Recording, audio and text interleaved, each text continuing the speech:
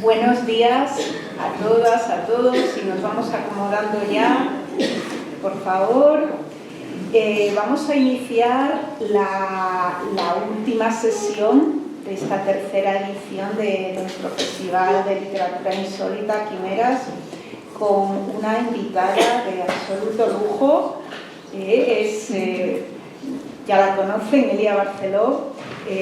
Yo estoy inmensamente orgullosa de poder cerrar este festival con ella aquí a mi lado. Bienvenida, Elia. Muchas gracias. Es como digo, un cierre por todo lo alto. Estamos, mucho ya lo sabréis, tenerlo en cuenta con una de las más grandes, si no la más grande del género, de los géneros de este país y de la literatura hispánica. Y digo géneros porque has hecho de todo. De todo no, pero de bastante. Casi de todo, ¿no? Ciencia ficción, por supuesto, fantástico, novela negra, thriller, histórico, de viajes, romántica. No sé si te gusta la etiqueta, pero no, bueno, no creo, pero amor sí.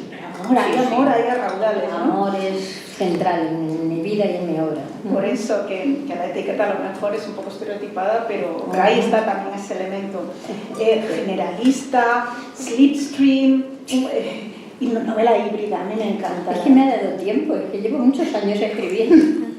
Y yo no me atrevo a decir el número de novelas, porque ya relatos que tienes en antologías, ya infinidad.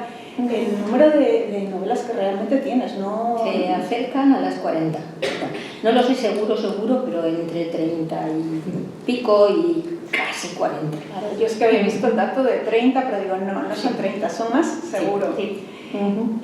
Otra de las cuestiones que quiero destacar es que estamos con una auténtica pionera. Yo, como fan de la ciencia ficción, tengo que decirlo, que fue la autora que rompió con la dominancia masculina en ciencia ficción, y eso no es poca cosa, con su novela Consecuencias Naturales. Ay, sí. Qué mal les cayó al ¿Cómo creaste polémica sin intentarlo, no? No, que va, yo quería hacer una cosa simpática que incitara a la reflexión y a reírse un rato, como decía antes Alberto, pero hay mucha gente que no se rió. No les hizo ningunísima gracia. Curioso y muy significativo. Y ya luego te preguntaré si cómo ves el panorama actual sobre ese asunto. Sí. Otra cosa que a mí me gustaría destacar de Elia, y que se ha estado sobrevolando también estos días en las charlas, es que ella ha escrito, además de esta novela fusión, ha escrito para todos los públicos, para todas las edades, con esta conciencia muy clara de que los menores de edad no son menores intelectuales. No, claro, no son tontos, son jóvenes y tienen menos experiencia. Pero no son tontos para nada, me pueden dar cualquier cosa y decir, esto total es para críos, ¿no? Pues no. Así que aquí, aparte de una reivindicación de estos géneros, de lo insólito, también una reivindicación conjunta de la literatura infantil y juvenil, yo creo que va de la mano. La prosa de Barceló es versátil, ella es camaleónica, sus obras también, muy disfrutona, como se dice ahora, además exhibiendo una gama de intereses como los que tiene la propia autora, ¿no? Por la naturaleza, por el arte, por los seres humanos y por todas las situaciones y condiciones posibles en este mundo y otros posibles, ¿no? Y luego volvemos a la ciencia ficción. Muy bonito, lo has dicho muy bonito.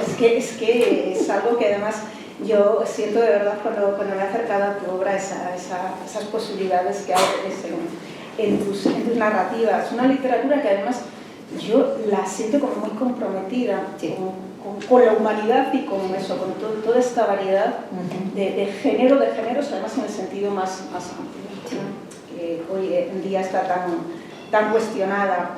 A través de todo esto, pues de nuevo, de estas modalidades literarias tan fantásticas como el fantástico, la ciencia ficción, porque no lo olvidemos, no lo he dicho, que el título de esta mesa de cierre, de esta sesión de cierre, es Homenaje al triunfo de la fantasía. No sé si elegiste tu origen, Natalia. Todo el honor corresponde a Natalia, que es muy buena poniendo títulos y acuñando frases. Bueno, pues esto es la apoteosis de lo fantástico y de lo insólito. Castillo. Y su literatura yo creo que es una demostración palpable y muy clara de que las literaturas que son el centro de este festival y de tantos, y afortunadamente cada vez más a lo largo de este país, y el centro de estudio de tantos grupos de investigación y tantos proyectos que nos dedicamos a estos asuntos, son cualquier cosa menos evasivas y que son tan o más comprometidas que el más rabioso realismo, yo creo que muchísimo más, que son mucho más inquietantes, mucho más perturbadoras y nos dan mucho más que pensar que acercamientos más realistas. Tú eres ante todo novelista y relatista, cuentista. Los títulos más o menos ya nos los has indicado, traducidos además por lo menos 20 idiomas, he visto yo por ahí, sino 24, pero están 24 ahora. más o menos. Eres, también creo, porque no es un dato baladí, doctora en literatura hispánica con una tesis sobre Julio Cortázar. Sí. Otra vez, Julio Cortázar ha aparecido aquí. Arquetipos del terror en los relatos de Julio Cortázar. Qué bien me lo pasé. Pero veis cómo vuelven los mismos nombres. En este caso Julio Cortázar es ahí un padre de toda esta tradición hispánica. No lo he dicho, el doctorado por la Universidad Austriaca de Innsbruck, donde ha sido docente durante muchos años en el departamento de literatura hispánica, sí. Y donde me he pasado mucho tiempo luchando para que se reconozca mínimamente la literatura no mimética, no realista. Bien, eso podemos hablar después. Sí, que es necesario, ¿no? Los que hemos estudiado filología y somos docentes también en filología, pues es algo que todavía es una batalla que hay que seguir librando. El número de premios que ha recibido también es... son menos. Sé que son bastantes, pero no menos. Sí, con algunos de los más representativos, el Ignotus, además algunos los ha recibido varias veces y en varias modalidades, el Celsius, por lo menos 2 categorías o más. Yo quiero destacar el UPC de la Universidad Politécnica de Cataluña por consecuencias naturales de 1994, por primera vez entregado a una mujer en este país. Sí, lo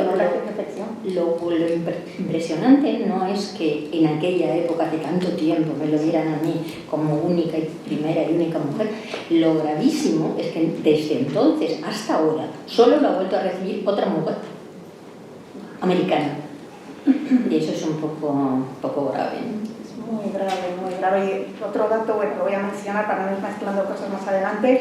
El premio EDB también, en varias ocasiones. El premio Gabriel de la Asociación Española de Fantasía, Ciencia Ficción y Terror por tu extraordinaria trayectoria y dedicación a la literatura fantástica. Premio Nacional de Literatura Infantil y Juvenil 2020 por el efecto Frankenstein. Aquí lo tenéis. El premio Sheridan Le Fanu por su trayectoria en la literatura fantástica y finalista en infinidad de premios más. Y bueno, yo no quiero alargarme más porque además escuchar a ella es un placer y es un divertimento y ella es la protagonista. Pero el número de títulos ya hemos ido citando algunos consecuentes. Yo tengo mis afectos, que son el Nico de Jarek, de los, digamos, de ciencia ficción más pura y dura, pero has recorrido muchísimos caminos, ¿no? Desde estos orígenes de la ciencia ficción a El secreto de los Orfebre. El secreto de los Orfebre. Y ahora, precisamente ahora, sale en México una nueva, es una novelette y es fantástica. Pero naturalmente no tengo ejemplares porque todavía no. Se llama Hacia Abajo. Es así. Y bueno, misteriosa. Otro que tenemos aquí, que como es realista, pues lo tenemos un poquito escondido, que es una mentira peligrosa, que es de este mismo año. O sea, es ya de hace un mes. Recién salió del horno. Sí, pero esta no tiene nada de fantástico, esta es una cuestión de jóvenes y mentiras en las redes y cómo una calumnia puede afectar las vidas de muchas personas, no solamente en ese momento, sino hacia el futuro. Y entonces aquí hago un juego que no es fantástico, pero que sí tiene una cierta gracia, porque planteo diferentes posibilidades para la historia. No hay un solo desarrollo, hay 3 desarrollos. Lo dejamos aquí. Entonces, bueno, además eres una autora que no dejas nunca de trabajar tu amor por la literatura. Me gusta mucho. Es que yo soy una de esas autoras de las que abundan en el fantástico, que disfrutan escribiendo. Porque a mí me hace muchísima gracia cuando me reúno en otros marcos, en otros festivales, con autores de los considerados realistas, que ellos se llaman a sí mismos literarios, como si fuera exacto realismo literario, no pudiera ser literaria siendo fantástica, ni ser una mediocridad haciendo realismo. Entonces ellos consideran que eso es una cosa muy diferente. Bueno, y no se divierten, no se divierten. Y muchos de ellos dicen que es que escribir es sufrir, que un auténtico artista sufre escribiendo. Pues por eso tienen 2 novelas o 3 novelas. Sufren tanto, pobrecillos, que luego necesitan un tiempo para descansar. Yo cuando termino una me pongo con otra. Eso, qué curioso y al mismo tiempo que triste, ¿no? Que sigamos manteniendo una serie de estereotipos, como lo decías con el premio de la Universidad Politécnica de Cataluña. Yo no había caído en la cuenta que solo las mujeres lo habían recibido. Qué miedo. Pero es que los estereotipos es una cosa que de verdad que nos machaca de una manera espantosa, porque no luchamos contra ellos. Pero uno de los peores estereotipos que tenemos es que realismo y fantástico son 2 cosas diferentes. Y no es verdad. O sea, el realismo reduce tantísimo que al final se convierte en una repetición innecesaria de cosas que ya se han dicho. El fantástico primero es lo único que aporta temas nuevos. Y después, cuando tú eres realista, yo lo he discutido con mucha gente, ¿qué pasa? ¿Que las pesadillas no son reales? O sea, cuando tú te pasas la vida, por ejemplo, teniendo pesadillas horribles, recurrentes, que te hacen polvo la existencia y vas de médico en médico tratando de que te curen aquello, eso es perfectamente real. Pero solamente lo utilizamos los autores de fantástico. Los autores de realista normalmente no tratan esos temas. Los terrores. O sea, el que tú sabes muy bien que de tu habitación al baño hay, 15 metros de pasillo, y de alguna manera por la noche no te hace ninguna gracia irte al baño del fondo. Y tú eres adulto y sabes que no hay nada y que no pasa nada. Todo el mundo tenemos ese tipo de terrores, forman parte de nuestra realidad. Pero en las novelas serias no se trata de eso, porque en las novelas realistas eso no tiene. Y yo no digo que exista el monstruo del fondo del pasillo, pero el miedo al monstruo es perfectamente real. Estereotipos.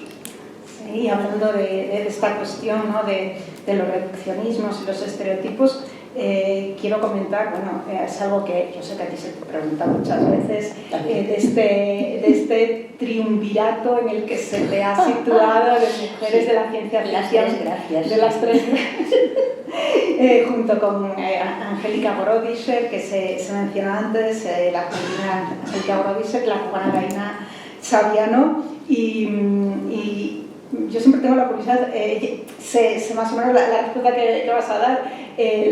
¿Cómo te sientes tú de cómoda en esa tríada?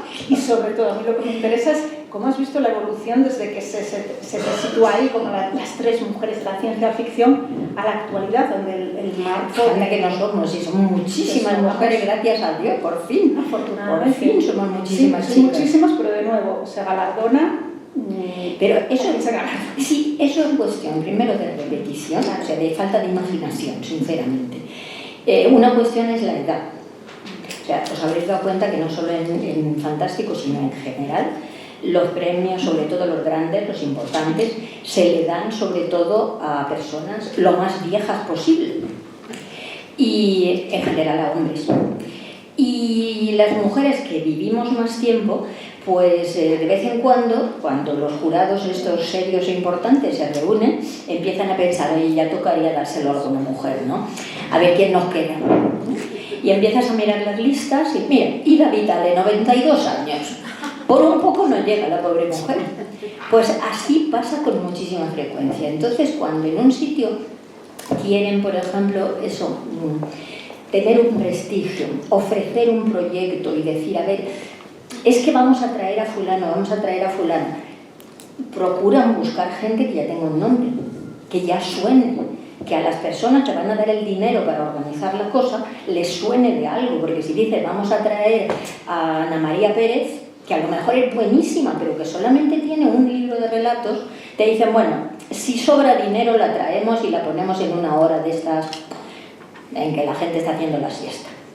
Todas hemos empezado por ahí. Llegas a un momento en que empiezas a sonar más, empiezas a tener más lectores y entonces por pura inercia empiezan a llamarte a los sitios y de repente hay gente que se da cuenta, jo, pues esta tía sí que valía igual cuando tenía 35, pero no le invitaban, ¿no? Entonces con la edad pues estas cosas mejoran, otras no, otras no mejoran nada con la edad. Pero me estoy acordando porque no sé qué micrófono es el que está haciendo ruido. Este, yo creo que es este, ¿no? Si soplo hace ruido raro. Bueno, ya está. Me estoy acordando de una antología de relatos de ciencia ficción que citaron y prologaron Fernando Ángel Moreno y Julián Díaz, ¿te acordarás? De 2014, estamos hablando de 2014, no de los años 70, 80.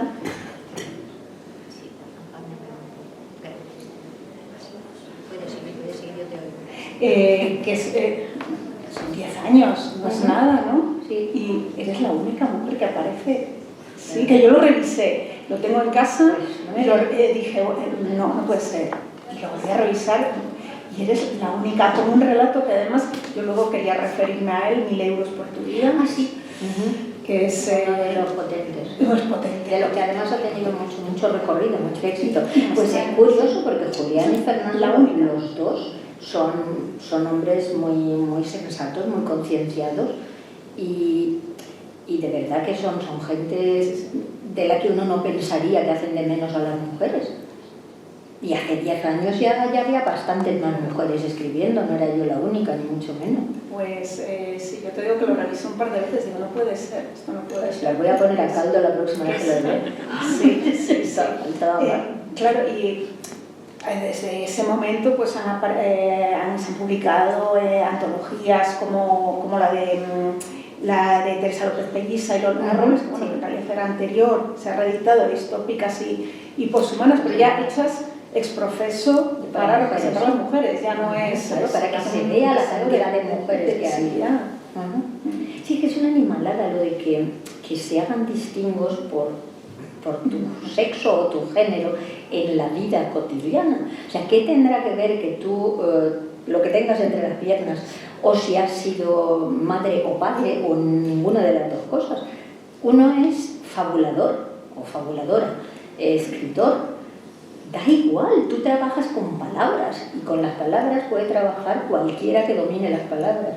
Entonces es absolutamente absurdo que estén empezando a mirar si quien ha escrito esto se llama Marta o se llama Martín. O sea, da exactamente igual, pero llevamos muchos años luchando contra eso. O sea, tú no serías favorable a este tipo de antologías por género. Hombre, yo pienso que de momento todavía son necesarias. O sea, es fundamental dar una plataforma en que las mujeres tengan la posibilidad de expresarse. O bien hacer como después de mucho esfuerzo consiguieron hacer en la Filarmónica de Viena, que es hacer audiciones a ciegas. Porque durante muchísimo tiempo hacían audiciones, las mujeres tenían opción de presentarse, se presentaban y, coño, curiosamente, todas las violinistas es que les faltaba nervio, es que no tenían ímpetu, eran bien, lo hacían bien, pero eran así como dulces, más débiles, hasta que empezaron a hacer audiciones detrás de un biombo y curiosamente de repente había un montón de violinistas que sí que tenían nervio y eran mujeres. Entonces, si estas cosas lo hiciéramos así, pues a lo mejor viendo solo el texto, sin el nombre, podríamos mejorarlo. Pero hay mucha gente a la que eso no le gusta, lo que le gusta son los nombres. Y hoy en día, con lo de las redes sociales, lo de los nombres es absolutamente fundamental, porque a mí una cosa que me pone muy mal, será por la edad o será por mi talante, pero cuando estás hablando con editores y te dicen eso, que tienes que tener presencia en redes. ¿Por qué? Y además la tienes que tener tú. O sea, de eso que le dices a los editores, hombre, si a ti te parece fundamental, pues encárgate y me presentas y me enseñas. Pero no, tienes que ser tú quien se presente y se enseñe y esté dando la lata diciendo y qué guapa soy, qué lista soy, mira lo que he hecho, mira lo que he escrito. Y yo cuando era pequeña me educaron que la modestia es una virtud. Y ahora estamos en una sociedad en que si no te pasas el rato hablando bien de ti y diciendo lo estupenda que eres, pues no consigues llegar a ninguna parte. Y como la mayor parte de las mujeres, incluidas las jóvenes, os han educado para pensar que eso, que la modestia hasta cierto punto es una virtud, pues las mujeres tenemos menos costumbre de hablar bien de nosotras mismas y nos ganan los hombres. Pues los hombres no tienen ningún inconveniente en hablar bien de sí mismos. Así que...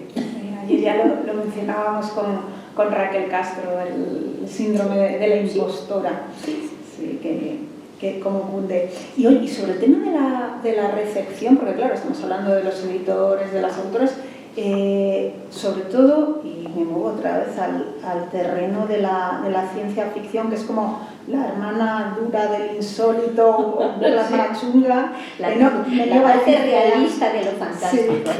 Sí.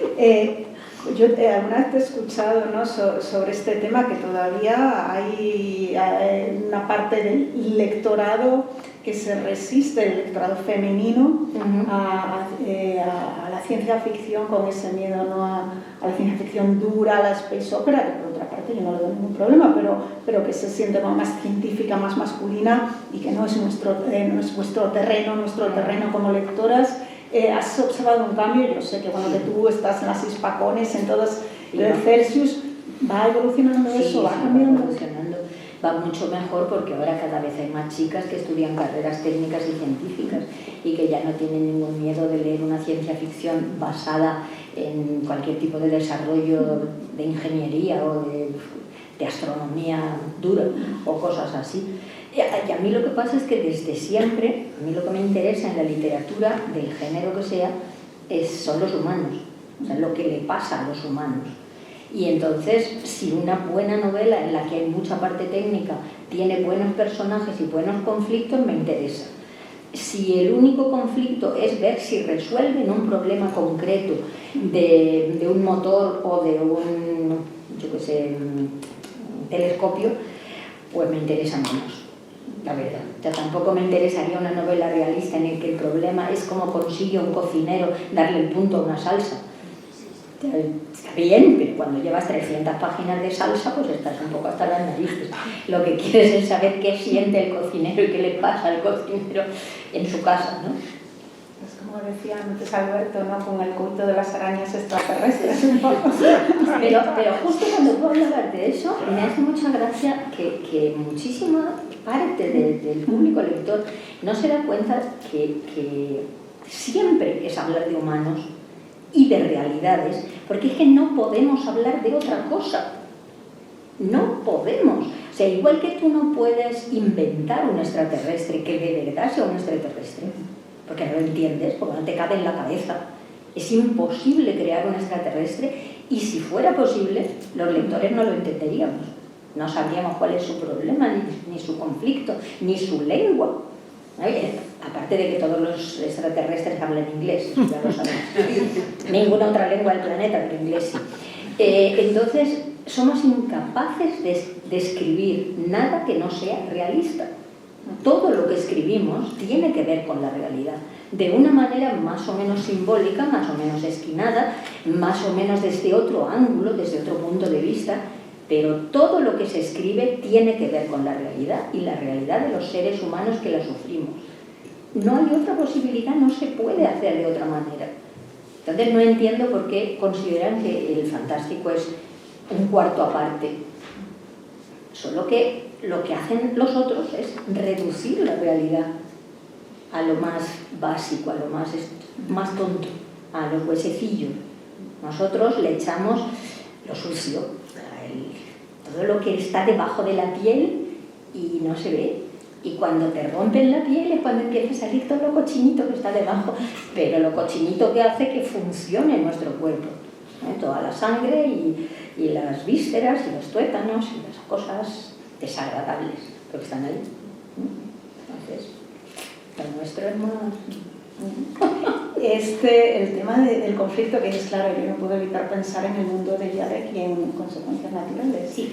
Que al final, y volvemos al tema de la polémica, mucho tiene que ver con eso, con esta perspectiva sobre lo que es realmente el conflicto humano, la relación entre los sexos, los géneros, y que realmente abriste, por lo menos en la ficción en español, esa brecha de lo que es el conflicto realmente humano, más allá pues, de las evasiones o de las recreaciones tecnológicas. Está muy presente en tu literatura desde el principio y en todos mis cuentos. Yo en general lo que hago en mis cuentos es más o menos mostrar, si seguimos por donde vamos, a dónde vamos a llegar. ¿Nos interesa ir por ahí o no? O sea, yo siempre pienso que las personas que leen en general son personas inteligentes. Luego, dentro de las personas inteligentes hay personas que están agotadas y lo único que quieren leer son tonterías ligeras que no les hagan pasar malas noches, y hay personas que prefieren leer cosas que los estimulen precisamente a pasar malas noches, a pensar cosas difíciles, cosas que no sabes bien cómo resolver. Pero a mí me importa mucho darme cuenta de que todos los que leen también votan, desde los jóvenes hasta los mayores. O sea, yo ya empiezo con la literatura juvenil. Esta gente es la que va a hacer el futuro en el que nosotros vamos a vivir. Van a tomar las decisiones que nos obligan.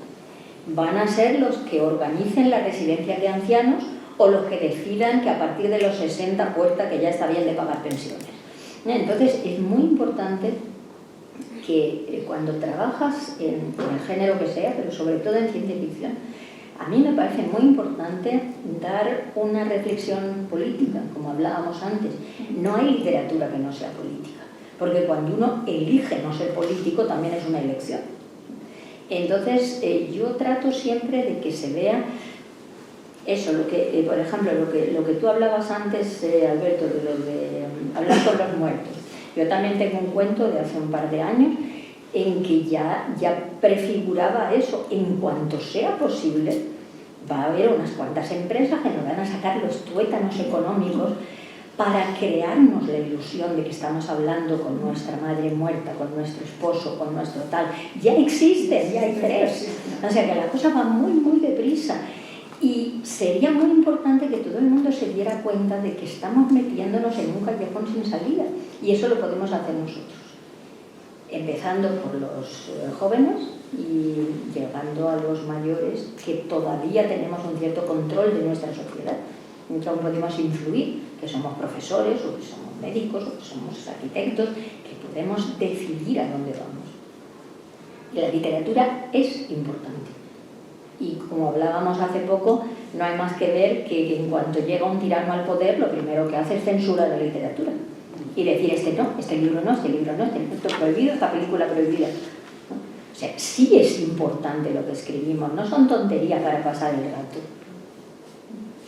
¿Cuántos temas? Se me golpean los temas, quería decir varias cosas y vas enlazando con otras cosas que digo, no se me puede olvidar nada. Yo sí que quería apuntar que en el caso del mundo de Yarek, consecuencias naturales, no se han reeditado, ¿verdad?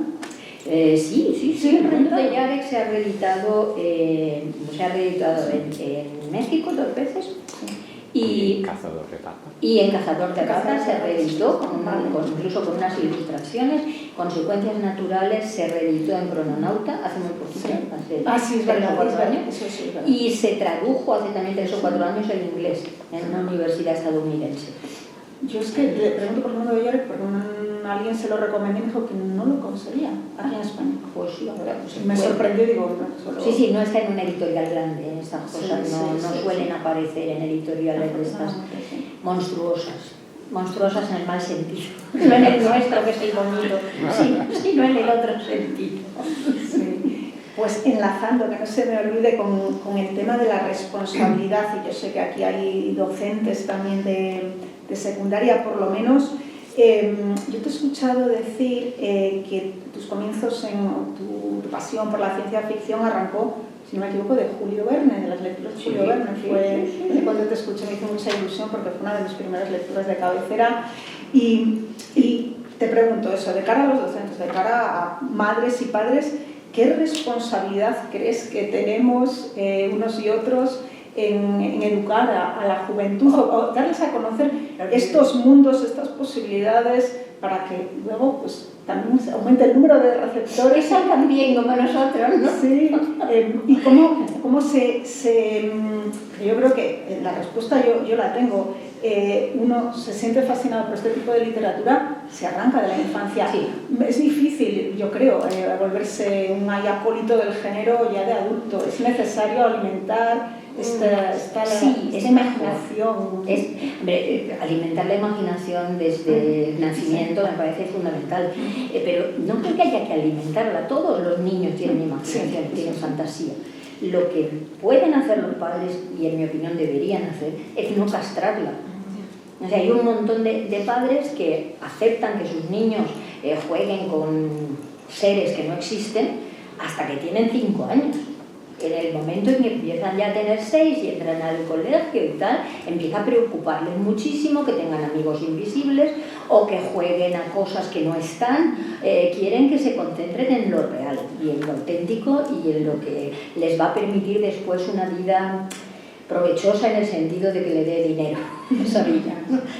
En Austria, por ejemplo, hay una frase que cuando tienes 6 años y te llevan ya por primera vez a la primera clase de la escuela, te dicen, ahora empieza lo serio de la vida. Porque hasta ese momento ha sido jugar y pasarlo bien, pero a partir de los 6 años la cosa va en serio. Y cuando llegas a los 10 y entras en el instituto, ahí ya súper serio, ahí ya no se te ocurra hacer tonterías porque la cosa es muy seria. Luego llegan a la universidad, los pobres desgraciados, y caen con una profesora como yo, por ejemplo, que lo primero que les dice es eso, vamos a hacer ejercicios de fantasía. Y te dicen, yo de eso no tengo. Todo el mundo tiene, ya verás como si... No, yo eso no me puedo imaginar. Eso es lo que decíamos el otro día de Rodari, ¿no? O sea, lo de binomio fantástico, o sea, combina eso, un paraguas y un corazón, ¿no? Y te dicen, pues no, pues menuda tontería. Y te cuesta un montón que se espabilen. Entonces, los padres lo que sí pueden hacer es estimularlos y sobre todo no frenarlos, no castrarlos, no decir que eso está feo. Porque hay muchísimos padres que igual que dicen, no, eso es una caca, la caca no se toca. Si te ven que a ti te interesa lo fantástico, te dicen, eso es caca, eso no se toca. Así que está un poco el plan. Sí. Y en esa misma dirección yo te quería preguntar, en tu caso concreto, ¿crees que la literatura de género debe buscar a su público más allá del nicho? Tú, en el caso particular tuyo, también has publicado para editoriales generalistas. ¿Cuál es tu actitud ante eso? ¿Apelas a tu... Combativa, chica, combativa. Yo siempre he sido combativa, ¿qué vamos a hacer? No, yo hace muchos años me di cuenta de que a mí me gustaba escribir, que yo quería escribir, pero que lo de vivir de escribir iba a ser un sufrimiento constante.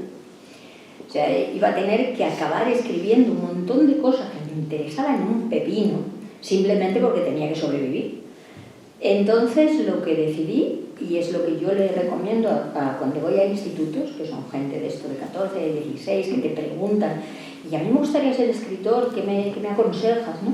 Yo siempre le aconsejo, búscate un trabajo que no esté muy lejos de lo que te gusta, o sea, que sea profesor de literatura, que sea periodista, que sea algo que tenga que ver con las palabras, que no esté lejos de la literatura, pues si te vas a una fábrica, lo más probable es que luego se te quiten las ganas de escribir.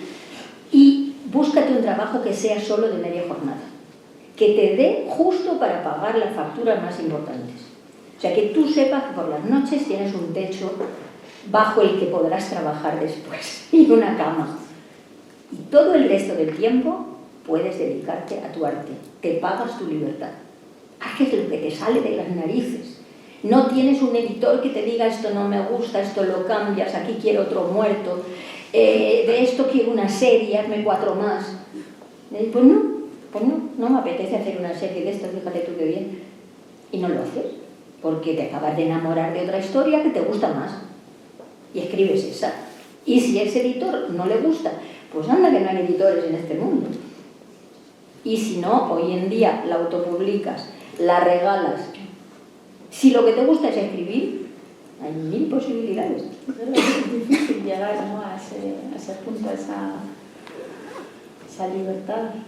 Es que para mí la libertad es muy importante y a mí me parece que dentro del arte es lo de verdad lo más importante. O sea, no estoy en contra de aceptar encargos. O sea, si hay alguien que viene y te propone hacer una cosa que te parece atractiva, que es de tu cuerda, que de verdad te va, entonces dices, oye, pues mira, a mí sola no se me habría ocurrido, pero mola. Me recuerda a mi marido que eso lo hice el año pasado, que sale ahora el día 29, el año pasado de una editorial, de un sello de Planeta, me dijeron que estaban haciendo una colección que se llama La vida secreta de, y son álbumes ilustrados, bastante gordos, 150 páginas, con ilustraciones preciosas, y habían sacado La vida secreta de las hadas, La vida secreta de los fantasmas, La vida secreta de las brujas. Entonces me dijeron que si yo quería hacer La vida secreta de los dragones, y dije, pues va a ser que a mí los dragones me parecen muy bien para verlos, pero yo no me paso un año documentándome sobre dragones. Entonces les dije, oye, ¿os interesarían los vampiros? Y dije, hombre, claro, muchísimo. Y dije, entonces sí. Y me he pasado un año haciendo cosas sobre vampiros. Me lo he pasado, pero fenomenal, no podéis imaginar lo que he disfrutado, porque como además no es una novela que tienes que estar siempre en ello, que te ocupa toda la cabeza a tiempo completo, sino que a ratos sueltos dices, mira, pues hoy voy a escribir sobre, yo qué sé, los familiares de los vampiros, hoy voy a escribir sobre los cazavampiros, hoy voy a escribir sobre el primer vampiro documentado. Pues te lo pasas fenomenal, escribes tus 2 o 3 páginas concisas sobre eso, para que luego la ilustradora pueda poner ahí su arte, y maravilloso, y sale ahora para tiempo para Todos los Santos. El 29. Y me han dicho que aquí lo van a tener en la librería Pastor y en otras, pero que en León va a estar en la librería Pastor. Así que... O sea, ¿es un ensayo?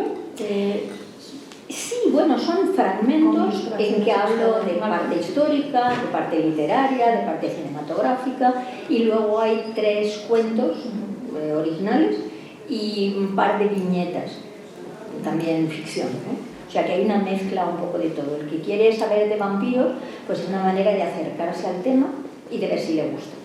Y me gusta mucho, mucho que la cubierta, la portada, es lógicamente un vampiro, como podéis imaginar, pero es una vampira. Es una vampira preciosa y guapísima, y es una mujer. Y mis textos de ficción también tienen como protagonista a una mujer. No es un vampiro masculino, con sus dientes y su pelo abrillantinados. Es una bella y peligrosa mujer.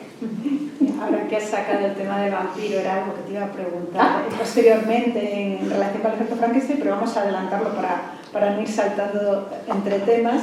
El papel de lo gótico en tu obra, porque el efecto Frankenstein además se lo dedicas a la gran madre, a la memoria de Mary Shelley, pionera de la literatura de ciencia ficción y de terror, y su inmortal novela Frankenstein o el moderno Prometeo, que vio la luz hace 200 años, en 1818. Entonces aquí retomas el tema del vampiro y bueno, yo te quería preguntar precisamente por la influencia del gótico en tu literatura, y también estoy pensando en La Maga y el tema de los espacios encantados. Es que yo creo que no hay ningún amante del fantástico que pueda sustraerse al amor, a lo gótico. O sea, es algo que nos ha marcado a todos y que de verdad es un tipo de belleza especial. O sea, es como cuando ves arte egipcio. El arte egipcio tiene algo que lo hace absolutamente inmortal. O sea, que se produjo hace un montón de años y tú lo ves ahora y te sigue haciendo feliz, te sigue dando esa sensación de qué maravilla. Pues en el gótico me pasa lo mismo, que da igual el tiempo que pase, que da igual que ya no vivamos en una sociedad gótica, pero tiene algo que es absolutamente arquetípico. Y entonces, siempre que entras en un mundo gótico, tienes la sensación de que estás regresando a algo que ya conocías y a la vez abriendo puertas en un enorme castillo a ver qué hay detrás de cada puerta. Tú ya te imaginas cosas que puede haber, pero concretamente lo que va a haber después, detrás de esa puerta, no lo sabes. En Félix, por ejemplo, sigue influenciado por el gótico, que es algo que fabrica constantemente cosas que tienen que ver de alguna manera con el gótico. Alberto nos acaba de leer Nevermore de otra manera. O sea, Poe está dentro de nosotros. Poe es algo que nos marcó a fuego y sigue ahí y seguirá ahí siempre. Eso, por ejemplo, en la pregunta anterior, hay que dar acceso a los jóvenes a que lean a Poe. O sea, cuando uno tiene 14 años y 15 años y piensa en la muerte y en el suicidio y en la amada muerta, Becker, Poe, son cosas que de verdad que te tocan el corazón y no se te van nunca de dentro. Luego los cambias, los avanzas, varías, pero están ahí. Son tu compost.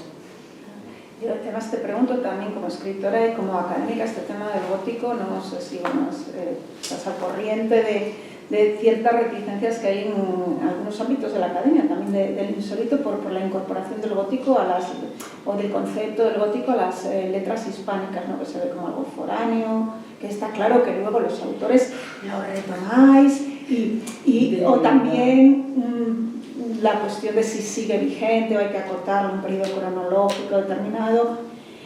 Mira, chica, en algo hay que entretenerse, ¿verdad? y cuando uno es académico, aquí somos muchos los académicos, sabemos de verdad, pues en algo te tienes que especializar y algo tienes que hacer para justificar tu existencia académica, y a los académicos les encanta lo de acotar fechas, lo de pulir y deslindar nombres y géneros y puñetas y tal. Y ahora a eso se le ha añadido la animalada más gorda del universo, la más, quizá no, pero una de las gordas, que es lo de la apropiación cultural, que naturalmente se lo han inventado en Estados Unidos, donde si no. Lo que significaría que nosotros no podemos usar el gótico porque lo inventaron en Inglaterra. Y nadie más en el universo puede usar Don Quijote porque lo inventamos aquí. Y tú no puedes traducir a San Juan de la Cruz si no eres hombre, blanco, fraile y de su época. O sea, que de verdad, ¿no? Entonces yo no hago mucho caso de tonterías. Pero es curioso porque es como bien dices, ¿no? Trabajamos demarcando para luego darte cuenta que todo está hibridado y que todo se mezcla, y que al final a mí me pasó cuando hice mi propia tesis, que era sobre la sátira postmoderna, y cuando terminé la tesis dije, tanto marcar límites, y al final todo tiene un poco de todo. Claro. Si al final en la literatura ponerle puertas al campo y en los géneros del insólito... Eso solamente te sirve para tener un título y para que consideren que eres una persona inteligente y organizada y que es capaz de tener la disciplina de hacerse 300 páginas de un tema. Pero una vez que lo has hecho, pues ya está, pues ya te dedicas a lo que te gusta. Y acercarte a un modelo de estudio científico, sí. Emular cómo funciona las disciplinas más que no deja de tener su gracia que las humanidades se hayan empeñado en ser científicas. O sea, según yo, son dos cosas muy diferentes. O sea, el sistema de trabajo de un científico, de lo que llaman ciencias duras o ciencias de la naturaleza, no tiene nada que ver con el nuestro. O sea, todo lo que nosotros hacemos no es que no pueda ser repetible, es que no debe ser repetible. Porque si no pasa, como decía Alberto hace un momento, que todo el mundo se pone a escribir como Rulfo o tratando de hacer lo que ya hizo Fuentes, pues ya está hecho, olvídate. Mientras que los físicos o los químicos tienen que apoyarse en lo que ya está, demostrar que son capaces de repetir ciertas cosas en las mismas circunstancias y luego a partir de ahí avanzar. Y en el mundo cuántico de repente... Y en el mundo cuántico resulta que eso ni siquiera funciona como pensábamos, ¿no? Entonces yo pienso que deberíamos no tener ese complejo de que las humanidades no somos tan científicas, somos otra cosa. O sea, igual que la danza es otra cosa. Y a nadie se le ocurre medir en centímetros el paso que da.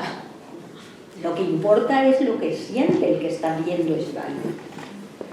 Desgraciadamente el sistema universitario de este país nos aboca a ser como drones de las ciencias. Sí. Auténtico. En Austria también. También somos parte de un movimiento global, sí, es obvio. Volviendo otra vez a la ciencia ficción, yo quiero abrir un melón que ayer anticipamos en la comida, sobre un tema que ya yo he hablado y he escuchado a Teresa López Pelliza, que es la gran estudiosa teórica y gran fuente de conocimiento de todo el mundo de la ciencia ficción aquí en España, en la Universidad de Alcalá, que es, también Alberto pues comentó algo, y en ese sentido aquí parece que se alinean todos los astros para hablar del tema, sobre la necesidad. Todos sabemos ahora, ¿no?, que la distopía es el gran género de nuestros tiempos, en cine sobre todo, bueno, en literatura, copa muchos títulos. Pero tú ayer decías, y ya hoy, como digo, a Teresa he oído esta misma cuestión de la necesidad de que vosotros, como escritores, creéis utopías y posibilidades mejores, de mundos mejores, y que es casi una necesidad, un compromiso para demostrar que otros mundos mejores son posibles. Sí, totalmente. Lo que pasa es que, como ya comentamos ayer, sé que es mucho más difícil. O sea, yo soy perfectamente consciente que la mayor parte de los que estamos trabajando en este tipo de cosas no lo hacemos porque no nos atrevemos o porque nos da mucha pereza. Porque lo de inventarse un mundo que de verdad sea mejor que este, es que es muy jodido. O sea, pensar la cantidad de pensamiento que hay que echarle para ver cómo podríamos hacer un mundo en el que no todo funcione por poder y por dinero. Es que es muy difícil de imaginar, muy difícil. Por eso, si ves lo que ahora se vende y se compra en los festivales y en tal, son mundos medievales. O sea, crear un mundo pseudo-medieval es tirado, está al alcance de cualquiera. Es más o menos el mismo que nosotros, con menos tecnología o mezclando tecnología, que salió en Steampunk. Y eso es muy fácil, eso lo hace cualquiera. Hacer una distopía es muy fácil, porque es imaginarte, ponerte en lo peor. ¿Qué podemos tener que sea peor? Eso es fácil. Hacerlo en cine es estupendo, porque como el público lo que le gustan son los efectos especiales, pues hacer una distopía mola mucho, el público joven sobre todo, porque es cosas que se rompen. Es el reino de Shiva. Viene una gran ola y destruye el Capitolio, destruye lo no sé qué. Es el Godzilla de nuestra época, pero hecho a lo bestia. Eso es fácil.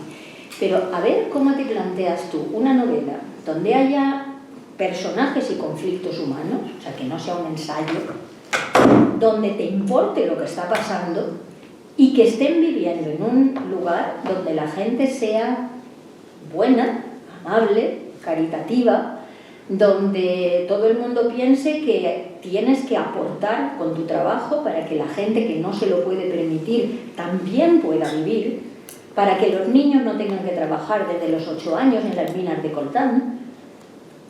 ¿Cómo creamos un mundo en que de verdad funcione? ¿Qué hacemos con el mal intrínseco de los seres humanos? Porque a mí me costó mucho darme cuenta. Yo cuando era joven pensaba que todo el mundo es bueno y se convierte en malo por sus circunstancias. Mientras tanto ya no lo tengo claro. Mientras tanto he visto personas que son malas de verdad, desde siempre, porque sí, sin ninguna razón. Entonces yo creo que esa maldad que llevamos dentro y que nos lleva además a querer estar por encima de los demás, a querer destruir a los demás, a querer disfrutar del dolor de los demás. Hasta que no controlemos eso, ¿cómo vamos a escribir utopías? ¿Cómo vamos a poner que hemos llegado a eso? Sí, bueno, yo a veces se me olvida. Yo las últimas 4 novelas que he escrito son de criminales, pero criminales que suceden en un lugar y en un ambiente que se puede considerar una utopía. Es un lugar que fue balneario, es decir, que es muy grande, por eso hay muchas habitaciones, y allí una señora anciana, que es escritora, tiene 93 años, ha ido recogiendo a amigos, amigas, a estudiantes, a gente que no se puede permitir pagarse un piso, a gente que se ha quedado viuda o viudo y se encuentra sola, y viven allí todos juntos, en una especie de familia elegida. Y cuidan de su jardín, tienen un jardín enorme, entonces el jardín y la casa para ellos es una motivación y se ayudan unos a otros y se pelean como se pelean todos los que viven juntos y se ríen muchísimo y organizan fiestas y veladas de lectura y cosas así. Y a lo largo de mis 5 años de Santa Rita, cuando he ido por ahí en clubs de lectura y tal, la gente dice, ojalá pudiéramos vivir así. Eso es lo que a mí me gustaría, no solo ya para mi vejez, sino para mi actualidad, ¿no? Me lo han dicho gente desde estudiantes de 23 hasta gente de 40, de 50, de 60. Porque cada uno tiene su propia habitación, su intimidad, o sea, no es una vida conventual, pero sabes que siempre hay gente que está ahí y que te quiere o a la que le caes bien, que está dispuesta a oírte, que tú estás dispuesto a oír al otro, que si tiene que cambiarse de habitación hay gente que le ayuda a trasladar los muebles, que si te duele algo alguien te da una pastilla. Eso es digamos un principio de utopía, pero todavía yo no me atrevo a hacer un mundo utópico, un planeta, una sociedad. No me da la mente. Espero que venga alguien más listo que yo y me lo ofrezca. Me gustaría mucho. Pero yo la cuestión, y ahí cuando os comentaba, te comentaba, digo, no me acabo, quizá por mi afición por las distopías, no acabo de ver la misma efectividad crítica en una utopía, aunque sea deseable, aunque nos apele a todos. Y estoy pensando en tu relato que mencionábamos antes, de la antología de ciencia ficción de 1000 euros por tu vida. Yo ese relato que lo recomiendo muchísimo, lo he leído varias veces, es decir, me sé ya todo lo que va a pasar. No... Sí, claro. Yo cada vez que lo leo, y lo he necesitado leer por varias cosas, y porque me fascina, tengo que tomar aire. Y a mí siempre me estremece, sobre todo viendo las derivas que va tomando el mundo. Es perfectamente real. Y te remueve. Y yo no creo que ninguna utopía te pueda remover de esa manera, porque, no lo sé, es una opinión como lectora. Y si quieres hablar un poco del relato, es un relato más breve, es un relato, no sé cuántas páginas tiene, tendrán 15 por ahí, no es muy largo. Y bueno, salió también en Futuros Peligrosos, esa antología mía de relatos que salió como juvenil, porque me la pidieron en el Editorial Juvenil. Es un relato muy simple, del que luego se hizo una película alemana que ha funcionado bien y tiene varios premios de la crítica y tal. Y os lo cuento porque de verdad el planteamiento es muy sencillo. Es simplemente que estamos en un futuro muy cercano en que ya se ha conseguido, bajo ciertas circunstancias, pasar la personalidad completa de un ser humano a otro cuerpo si sus engramas cerebrales coinciden al 98 mucho por cien. Entonces se trata de buscar cuerpos a los que pasarse. Lógicamente los ricos que pueden permitirse el proceso son millonarios blancos, casi todos occidentales, aunque más adelante supongo que también habrían chinos y toda clase, y los cuerpos a los que se pasan son normalmente de chicos y chicas jóvenes, sanos, bellos, africanos, que han llegado al límite extremo de la pobreza y entonces, como a ellos les dan un dinero, pues ellos para que sus familias puedan progresar, para que sus hermanos puedan estudiar, se comprometen a entrar en ese programa. Ellos donan su cuerpo, pero no del todo, porque esa es la gracia. Lo donan porque, claro, somos humanos y somos buenos y caritativos y no queremos apropiarnos de la vida de otro ser humano. Tú donas tu cuerpo por 20 horas. Durante 4 horas puedes ser tú. Tú vuelve tu personalidad a tu cuerpo y la personalidad del que te ha comprado se baja y descansa durante 4 horas. Entonces, os podéis imaginar que esas 4 horas siempre son durante la noche, en la madrugada, porque el rico que ha comprado el cuerpo no le hace ninguna gracia no disponer del cuerpo siempre. Entonces, entre más o menos las 2 y las 6 de la madrugada, el pobre africano de repente se encuentra en un super chalet en el que puede comer lo que quiera o bañarse en la piscina si le apetece, pero que no tiene amigos, que no tiene a dónde ir, que tiene 2 gorilas que lo siguen a todas partes para que no se haga daño ni quiera suicidarse ni cosas así. Y entonces ese es el futuro de la humanidad, que los ricos no solo lo controlan todo, sino que no se mueren, Porque ahí doy un detallito al final, que claro, tenía una extensión concreta ese cuento, no podía hacerlo eterno. Una cosa en que empieza a ponerse muy mal la situación es que a los hijos de los millonarios no les hace ni puñetera gracia que los padres no se mueran. Porque ahora resulta que los hijos de los millonarios tienen 60 años y los padres tienen 26. Tienen toda la vida por delante. Y cuando se les gaste ese cuerpo, con su fortuna, que es suya, se compran otro. Entonces los hijos, como no han heredado, pues no tienen dinero para comprarse otro cuerpo joven, porque ellos contaban con la herencia de los padres. Ahora de repente los padres no dejan herencia porque son más jóvenes que ellos, negros, eso sí, pero guapos y lucidos, porque claro, puestos a comprarte no te vas a comprar al más feo, te compras a la chica más guapa y al chico más guapo y con buenos músculos. Cuando hicieron la película fue muy divertido porque el director era alemán y él quería encontrar unos actores negros que hubieran nacido en Alemania para que fueran nativos de habla alemana, ¿no? Le costó un montón y al final no había manera de encontrar gente como él quería. Se fue a California, se trajo 2 actores afroamericanos que no hablaban ni palabra de alemán, pero ellos hablaban en inglés, los otros hablaban en alemán y luego se les doblaba.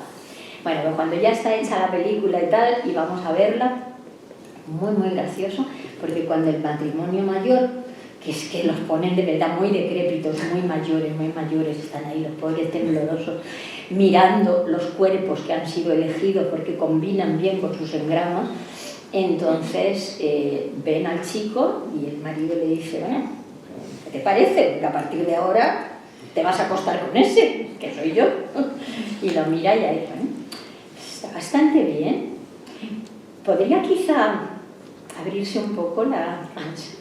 Entonces el chico, que lleva un chándal, se abre la camisa, se abre el chándal y abre así el pecho y en el cine, ¡buah! Todas las señoras del cine, ¡buah! Y eso fue, claro, la mejor publicidad para esa empresa, si existiera, el que todas las mujeres dicen, ¡jo! Mi marido, que tiene casi 90 años y el pobre está como está, si me lo pasan a este cuerpo, vamos, ya.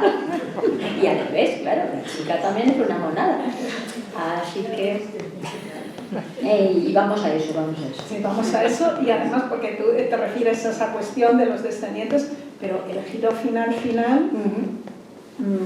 que es a mí lo que cada vez que leo el relato se me cierra la respiración, ¿no? Es la mala leche que Dios me dio. El regalo de las habas. O sea que a mí, si habéis leído cosas mías, ya sabéis que yo soy buena chica y tal. Y en general yo soy buena gente. Pero a mí me gusta mucho lo que el giro, el twisting the tail, como es de los americanos, ¿no? El girar al final, el hacer que parezca una cosa y luego de repente le das una vueltecita y en esto no te había fijado. Eso lo hago mucho, esas pequeñas sorpresas malignas para jugar con mis lectores. Y me gusta mucho jugar con los lectores, me paso muy bien. Vuelvo entonces a lo mismo. ¿No crees que es mucho más efectivo con la potencia crítica que tiene un relato como ese, que configurado como un mundo feliz?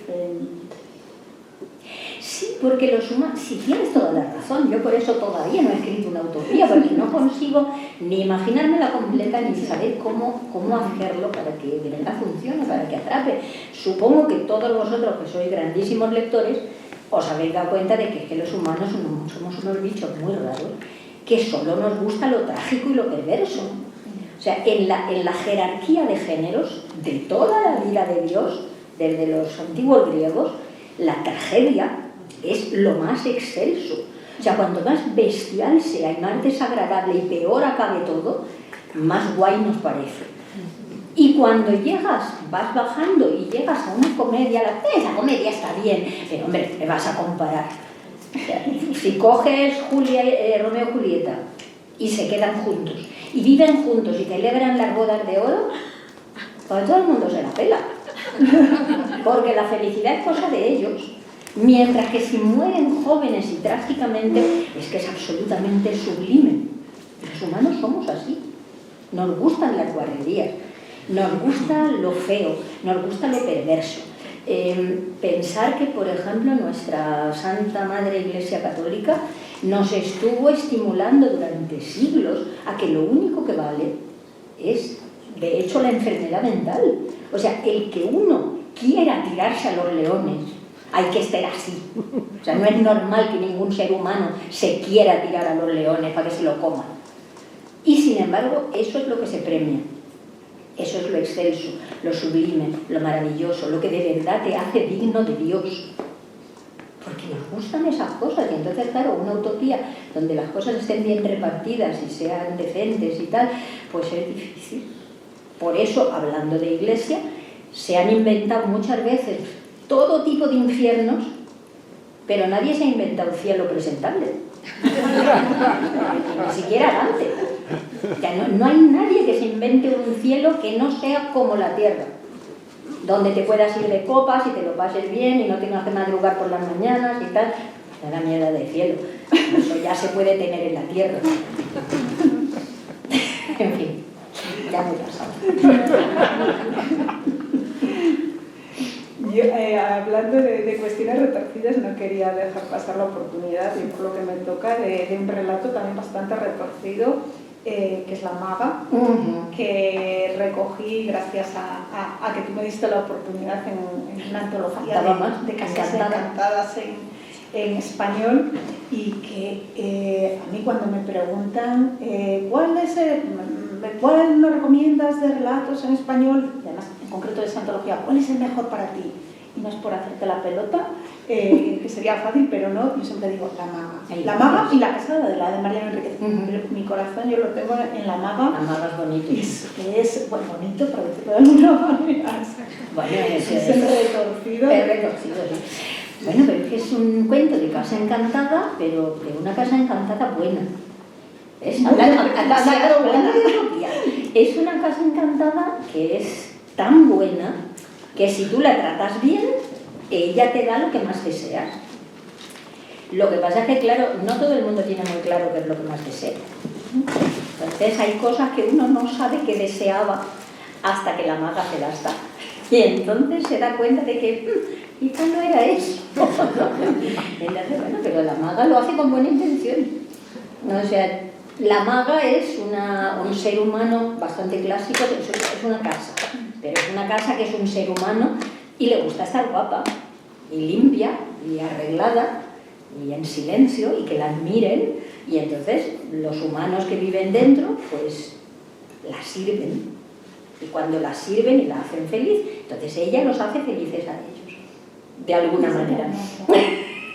Muy mala leche también. Muy mala leche, en ese relato. Yo te iba a preguntar sobre el tema de estos tópicos literarios, como La Casa Encantada, que se pueden desgastar a base de usarlos, porque es uno de los tópicos que se repite y se repite y se repite, pero luego llegas tú, luego yo, y ese vuelta de tuerca se renueva totalmente, le da una limpieza, un lavado de cara que lo vuelve a hacer. O se pueden mezclar, se pueden combinar monstruos y cosas. En este cortito que te decía que íbamos a leer y que no había olvidado tiempo, si no da tiempo no, porque ya lo tengo en el podcast, digamos. Sí. Entonces, en ese, por ejemplo, yo combino dos monstruos, pero casi no se nota. O sea, la mayor parte de la gente no se da cuenta de que es una combinación de dos monstruos. Piensa que es uno solo. Bueno, pues si tenemos un poquito de tiempo, entonces son 2 páginas y media, o sea, si termina para que nos haga una lectura. Mientras, no sé si está aquí. Bueno, leo la voz, da igual, que mientras lo prepara para la lectura, así, nada, muy rápido,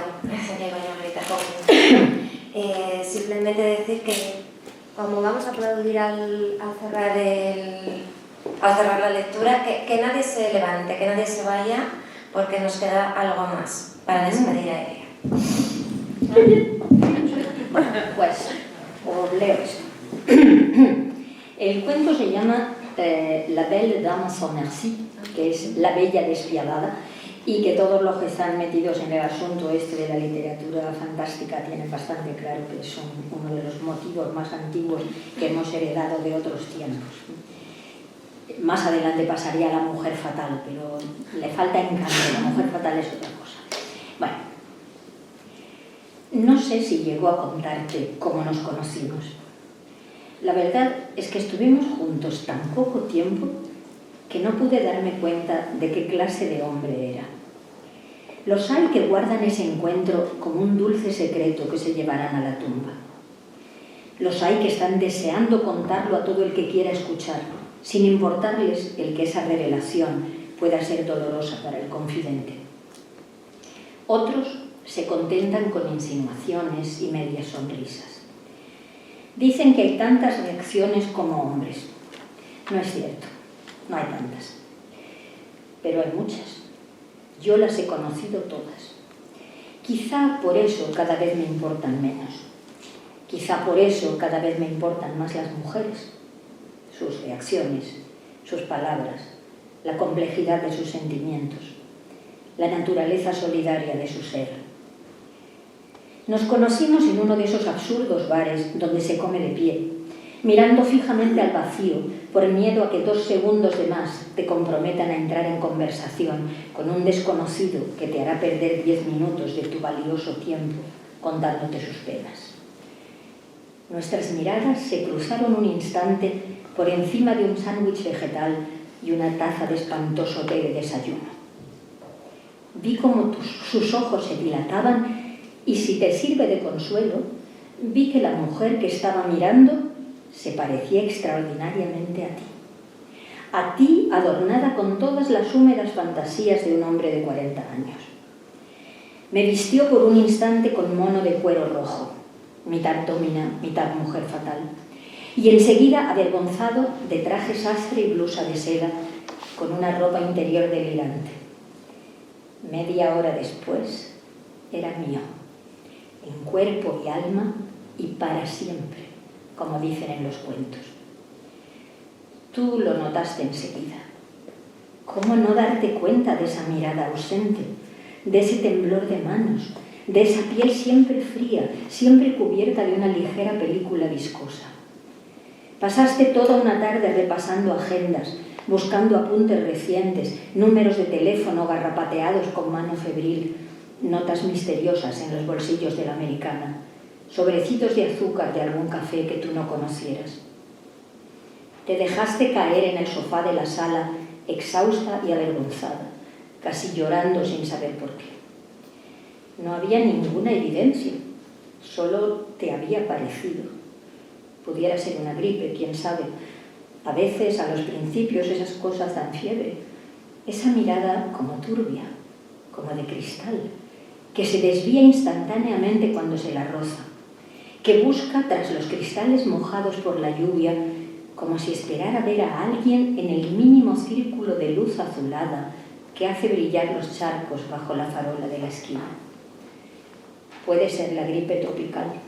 En el banco te han dicho que hay una epidemia, que la gente tiene pesadillas y se revuelve en el sueño musitando palabras que no llegan a entenderse, por mucho que acerques el oído a su boca.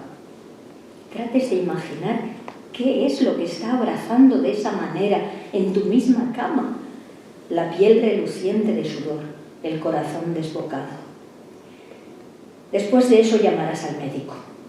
Es lo que se hace en este siglo. Antes habría sido un párroco, un monje, un hombre santo. Tantos hombres para curar a un hombre de algo que no se cura. Recetará vitaminas, un complejo vitamínico con toda clase de Bs, sin ginseng probablemente. Menos estrés, que deje de fumar, que reduzca el alcohol. A su edad no es que haya peligro, pero el corazón, no es conveniente jugar con el corazón. Nada de deportes extremos, mucho aire del campo. Antes habrían sido jaculatorias, escapularios cosidos en la ropa, una romería quizá. Pensaste en el SIDA, por supuesto, en algún tipo de cáncer maligno y galopante, pero los análisis serán negativos. Nadie sabe lo que tiene. Y es que no tiene nada. Es que es feliz. Feliz de una manera que nadie imagina, porque me tiene a mí, que soy su dueña, que soy su plaga, que soy lo que siempre busco. ¿Qué importa un estúpido trabajo comparado con esto? ¿Qué importa que unos niños no te reconozcan y aparten el hombro para que no los toques? ¿Qué importancia tiene que la perfecta desconocida que comparte tu casa te mire de ese modo? Tú mira mis ojos, amor mío, y deja que tu vida se diluya en ellos. Así, así, despacio. Tú me reconociste enseguida. Curioso. Creía que ya nadie podría reconocerme. Quizá porque has leído tanto. Quizá te haya dado el amor esa segunda visión que penetra la apariencia. Lo noté en cuanto nuestros ojos se cruzaron. Tú sabías. Tus hombros se agitaron en un escalofrío a pesar del abrigo, la bufanda y la calefacción sofocante de aquel discreto café en el que me habías citado después de arrancarle a él la promesa de traerme tu mensaje. Eso antes nunca se hubiera hecho. Por eso acudiré a la próxima cita, porque quiero saber cómo es, quiero conocerte, sentir tu valentía, tu locura al querer medirte conmigo. Supe de inmediato lo que ibas a hacer, lo que harás, porque yo quiero. No hay otra salida. Te veo caminando hacia la cita, hacia otra cita decidida y oscura, apretando el maletín, los nudillos blancos bajo los guantes, una mueca amarga en la boca. Un hombre que agoniza bajo una sábana azul. Unos rostros infantiles cenando con los abuelos. Un parque que el frío del atardecer empieza a cubrir de escarcha. Ramas esqueléticas recortándose contra las primeras estrellas de la noche. Eres valiente. No te importa nada. Tienes que saber que no puedes salvarlo. Lo sabes y sin embargo has venido. Porque quieres saber. Saber, por ejemplo, si esa estúpida estaca que escondes en el maletín podrá atravesarme el pecho y destruirme. Saber si tendrás valor de cortarme la cabeza y arrastrar mi cadáver hasta el río. Saber si soy lo que piensas. Cuando te encuentren mañana, ¿qué pensarán ellos? Sacarán unos kilómetros más abajo el cuerpo de la amante de tu marido. Me han visto con él y contigo. ¿Vas a decirles lo que crees que soy? ¿Quieres pasar el resto de tu vida en un manicomio? ¿Quieres que tus hijos crezcan sabiendo que estás loca? ¿O no es más hermoso morir por amor? Si mañana encuentran tu cadáver, el tuyo, será una muerte doble. Puedo arreglarlo para que lo sea. Y entonces, tú y yo, bellas, jóvenes, eternas, girando en el tiempo sin que el tiempo nos roce, despiadadas. Oigo tus pasos en la grava del camino. Tiemblo junto al gran roble desnudo.